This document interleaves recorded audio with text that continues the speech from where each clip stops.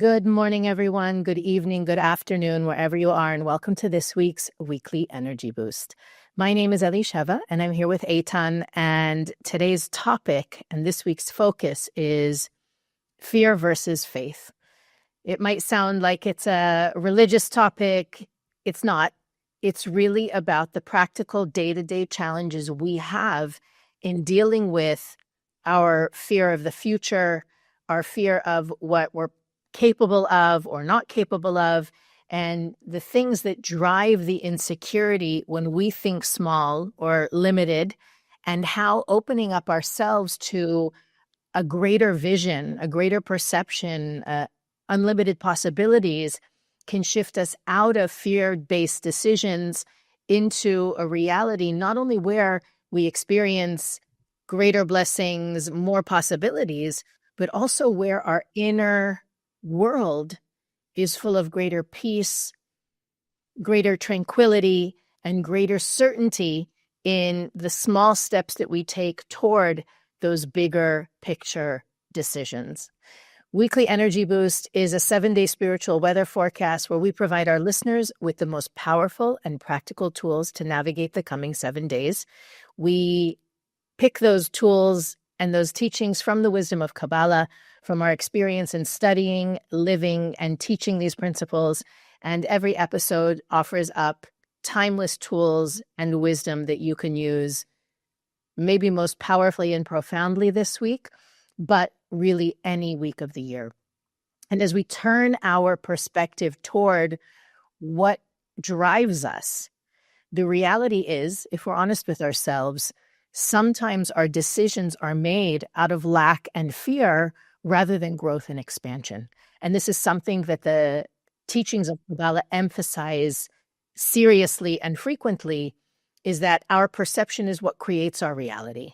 And if we perceive there is potential for loss or risk or damage, we actually create that reality.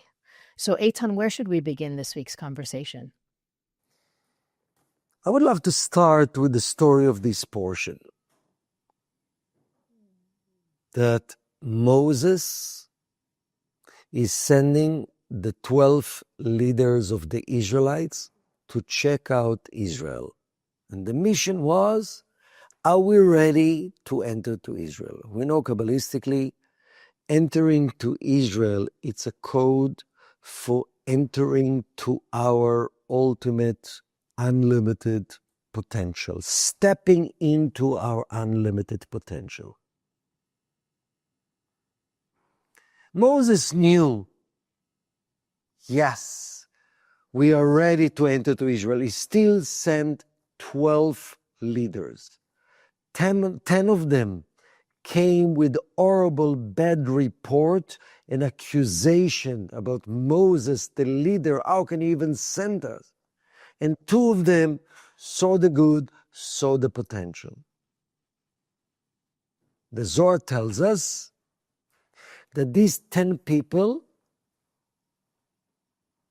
without even paying attention, had a hidden agenda to make sure that they will see the bad report and they will not enter to Israel, because deep inside they were afraid they're going to lose their job as leaders. If they would enter to Israel, they might be replaced and another leader would be there. So really, when they came back with bad report and reported it to Moses and to Israelites, they believed what they saw was right. But their perception was totally wrong. Why? And that's what we need to ask. Why? What caused them? They were elevated people and still they were blinded because they didn't pay attention to the deeper reason why they saw false picture of reality. Let's look at our own life. You look at opportunities to grow in your life, in relationships, in business, in career, in being purposeful. And it represents going to our next level? Why shouldn't we see and perceive how great the opportunity that comes our way? It's an amazing opportunity. What's causing you and me sometime to see the reality and to tell ourselves, no, it's impossible, it's too difficult, it's too early, I can't do it, maybe another time, let's go slowly, slowly. What is the inner reason that's causing us? We need to ask ourselves. And we might think, no, whatever I see, I'm truly objective. Maybe we want to be objective. But are we really, really clear about maybe potential agendas and fear that drives why we see what we see? And that's what I would love to open, Elisheva. What is some of the fears for these 10 leaders? They were afraid they're not gonna be the leaders anymore. They might lose the respect and the status. So that drove them to see actually how Israel is bad for us. They focused on the bad. They saw what's wrong. Deep inside, they wanted to see what's wrong. What might be some other fears that causing us to perceive reality in a limited way, our potential in a limited way? What would you say, Elisheva? Well, I think for a lot of us, fear is, we tend to feel our own inadequacy or our own limitations, our own insecurities are stronger than the unlimited power of the light. And what's funny about that, when we step out of that feeling of I'm not good enough, I'm not capable, what if I can't handle it? When we step aside and we observe that line of thinking, we realize how minuscule we are and how we call it reverse ego, right? Some people think they are so powerful, so huge, so forceful that they can change or make the world terrible or good, or they feel that they're the cause, the creator, the most powerful force in the universe. And we look at those people, we say, wow, they're so arrogant. Wow, they're so prideful. Wow, they're so full of themselves. When we're focused on what's wrong with us, what we can't do, what we might not be able to handle, it's the same level of self-focus, but inverted. And when we look at our own smallness, we disconnect and detach from the reality that we aren't alone. We aren't a small piece of the puzzle alone in the wilderness. We are a part of and intrinsically connected to the light of the Creator. Not only that, but the more that we realize it, and I think this goes back to what you said before about the perception, right? That when we believe our thoughts, it changes how we view what's going on. So if I see myself as small and not part of the light of the Creator, I literally take myself out of the circle of blessings, the boundary of where the light of the Creator is moving things forward. And I make myself, in a way, what I'm afraid of, an independent contractor, that it's all up to me and it depends on me. And because I'm small and so insignificant, I can't do it. The reality is that when we choose to see, and I think that the Kabbalists say it so beautifully, it's really not to see what we don't see or to look at what's in our blind spot. It's simply the recognition that I have no idea what's possible. One of the things we even meditate on in the window in time that we call Rosh Hashanah, the beginning of the new year and the renewal of energy for all humanity, is we ask for the energy, the light, the strength, the blessings for the person we will become. And we have no idea who that person is or how powerful or how expansive we can be. So we ask for unlimited blessings, not only the blessings that we know we can see that we need right now.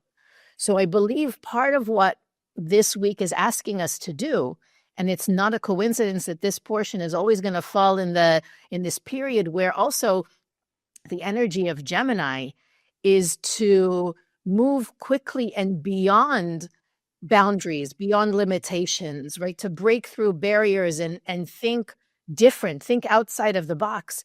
How can you take your own personal perceptions of your limitations, of your smallness, of your lacks, and shift them into, this might be what I see right now, this might be what I'm experiencing right now, but I know that there is something greater, not because of my skills and my knowledge and my experience, but because I am connected to the infinite force of the light of the Creator. And the moment I think it even just once, I create a hole in that bubble that causes me to perceive I'm alone and I'm limited and I'm lacking, and I begin to let the light in to experience a different reality. Beautiful. So to break it down, I think, especially this week, when you're facing life, you're facing situations, you're facing possibilities, inject that intention. First, the Creator, I know I'm very often blind to see the potential with what you want to do through me. And please, I'm willing to nullify my limited perception, my limited desire, and to align to your bigger picture plan.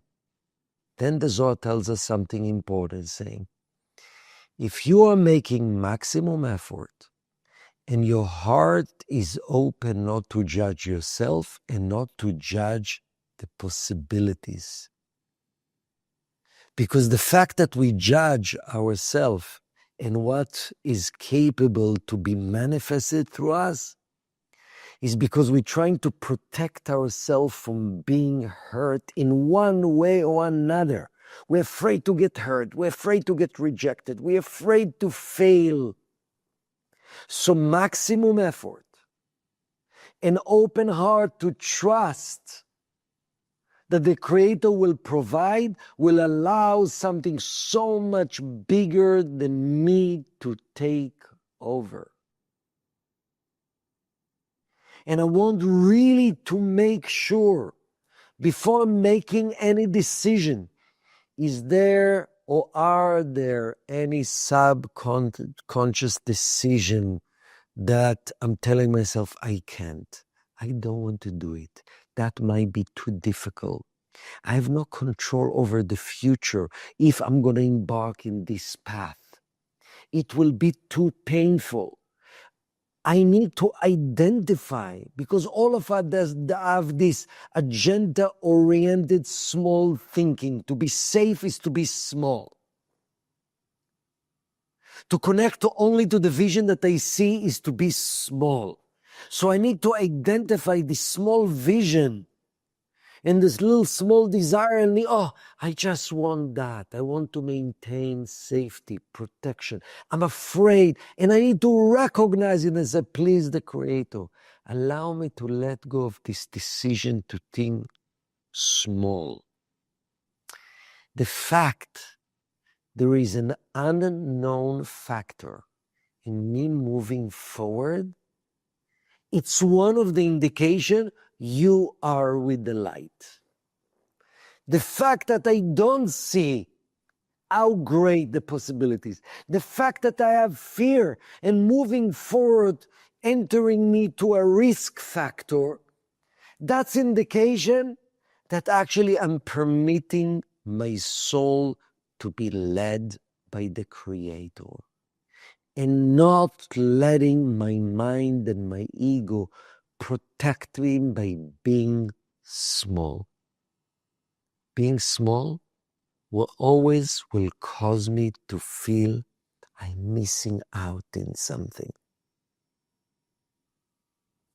It's interesting because part of the story, and I think a big lesson for us as well, is that those 10 individuals who came back with a different perception of reality, we call their report a false report.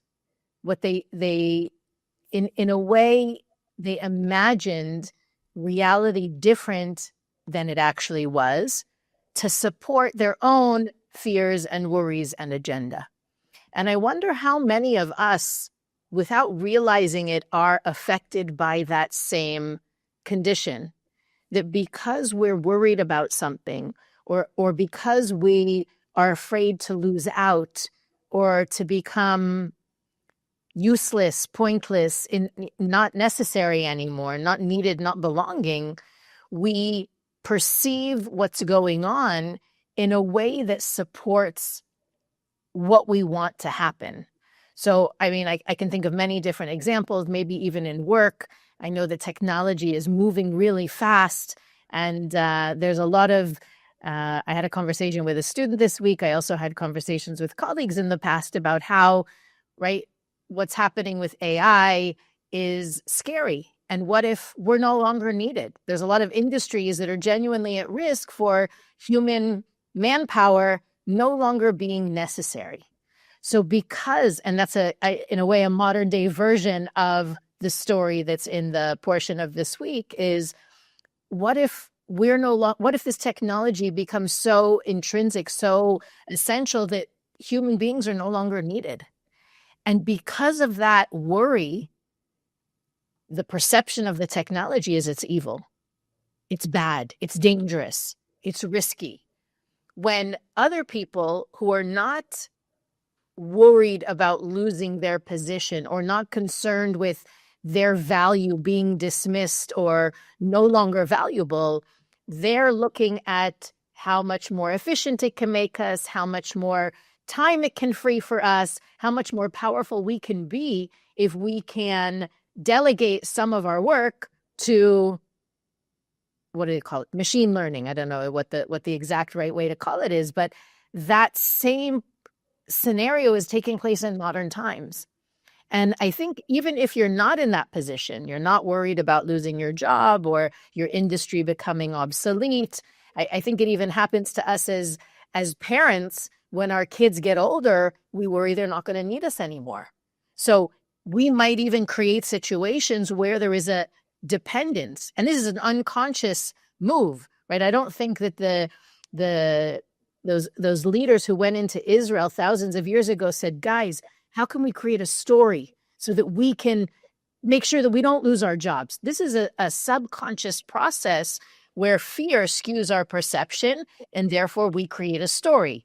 So even as parents, we might unconsciously fear losing our value to our kids, losing their need for us, and create an unnecessary dependence on us where they need to come to us for advice, for money, for resources, whatever it is, in order to keep our value high.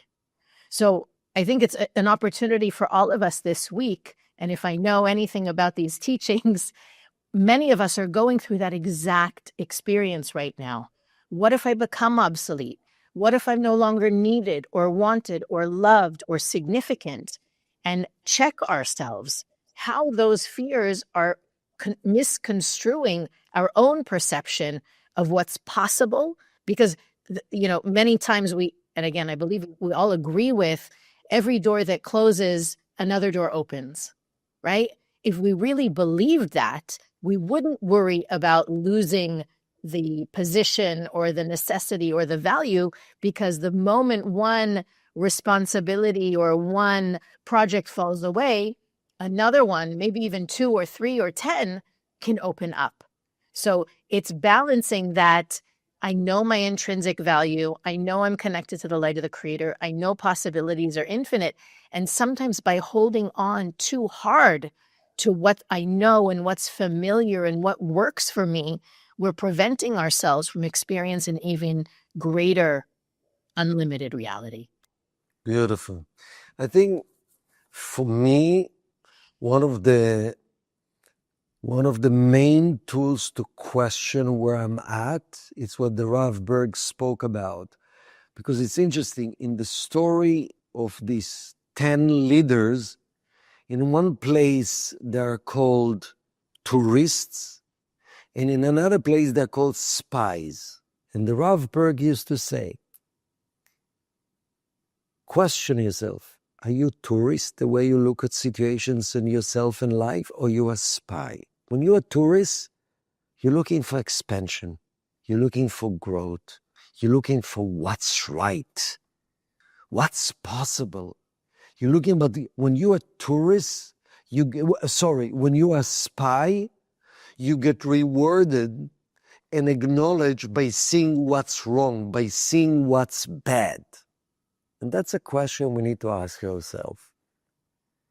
When you look at life, when you look at other people, am I a tourist or am I a spy? Am I focused now with my consciousness, with my open mind? Am I focused to what's wrong with the situation?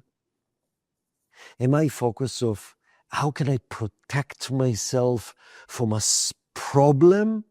Or am I focused, how can I expand and grow? And as you said, Elisheva, worrying about me not having value is because we perceive ourselves with such a small picture perception of reality. Our soul is divine, was created by the Creator, which has consciousness to give and to channel that no AI and no technology can create. As long as I remember who is the one that created me and who is the one that sent me to this world, then I'm realizing I am a messenger of something huge. Wherever you're a messenger of, that becomes your energy. If you're a messenger of your own ego or your own story of how limited you are, that's who you would be. So be a tourist and be a messenger of the endless force.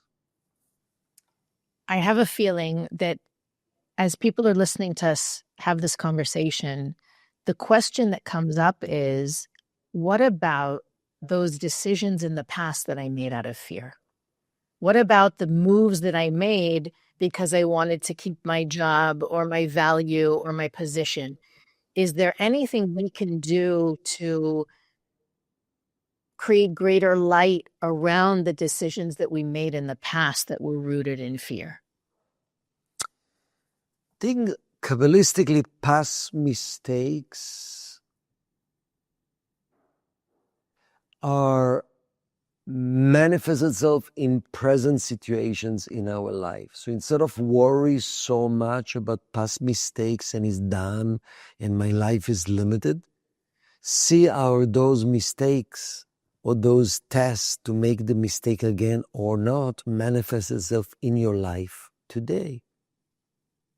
You realize, let's say, that you stayed in relationship for the wrong reason, because you didn't want to be alone. And eventually that particular relationship ended up with chaos and pain, and you realize you made that mistakes, and you look into your life but where in your life today you're making decisions based on comfort and not based on desire for expansion and connecting to your potential? Where is the decision that will allow you today, in this very moment, to step into the unknown and trust, instead of making decisions from a place of fear and thinking small? So, the past exists in the present. Transforming the present help you to cleanse the past as well. I think that's one of the most powerful things we've ever shared, because a lot of people allow their past mistakes to define them and to continue to hold them back. And I think that realization that you have, just the way that the universe is designed, is to constantly give us opportunities to correct that, not the situation necessarily, that incident that happened 5 years ago, 10 years ago, whatever, but to correct that perception that created the situation. We are given constant opportunities to correct. The universe is so merciful and gentle with us in that sense that we're always going to be given another chance and another chance and another chance until we hit the mark. That's a really powerful thing to remember as we go into this week, because usually those perceptions that we have about loss or fear of risking something, it didn't just start yesterday. It started 5 years ago or 10 years ago or 30 years ago, and we're simply reliving those patterns over and over again. Weekly Energy Boost is available on our podcast platforms, YouTube, Facebook, and Instagram, where you can follow us to receive more content on everything we share on each episode. You can also visit our website, weeklyenergyboost.com, where you can find our archives, send us a message, and you can click the donate button to support Weekly Energy Boost. But as always, the best way you can support us is to share this episode. And if you haven't already, rate and review. And we'll see you next week on the Weekly Energy Boost.